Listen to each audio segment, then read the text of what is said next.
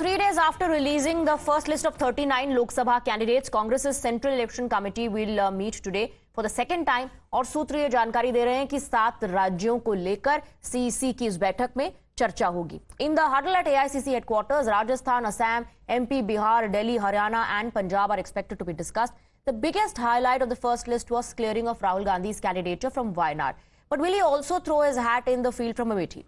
Smriti Irani challenge कर चुकी हैं राहुल गांधी को कि उन्हें अमेठी से फिर लड़ना चाहिए. क्या अमेठी से लड़ेंगे राहुल गांधी? ये बहुत बड़ा सवाल है. और प्रियंका गांधी को लेकर क्या फैसला रहेगा? क्या वो रायबरेली से चुनाव लड़ेंगी?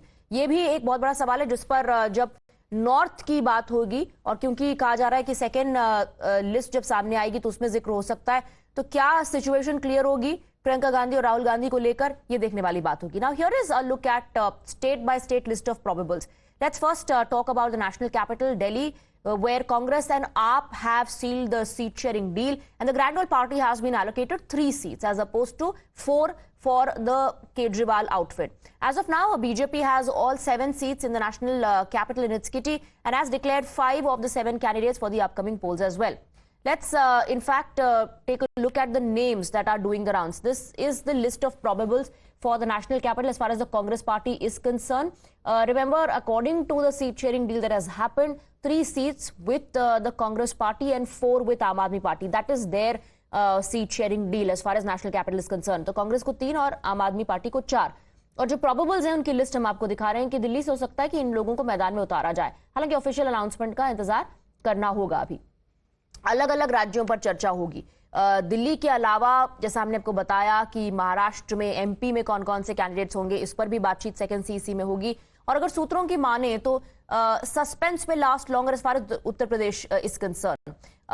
आज हो सकता है कि यूपी पर कोई चर्चा ना हो, यह भी जानकारी मिल रही है. UP screening committee will hold a meeting on Tuesday and then send the suggested names to CEC for finalisation of candidates.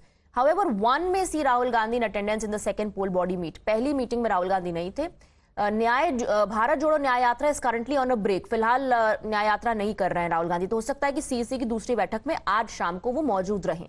Remember, Rahul Gandhi had reportedly skipped the previous huddle where he was supposed to attend virtually. We have Nyamika joining us with more details. Nyamika, Uttar Pradesh पर क्योंकि खासा focus है, 80 सीटें वहां से आती हैं और सस्पेंस बना हुआ है कि राहुल गांधी अमेठी से लड़ेंगे या नहीं, प्रियंका गांधी रायबरेली से लड़ेंगी या नहीं. तो जानकारी मिल रही है कि यूपी की जो स्क्रीनिंग कमेटी है वो पहले नामों को तय करेगी, उसके बाद सीईसी को भेजेगी.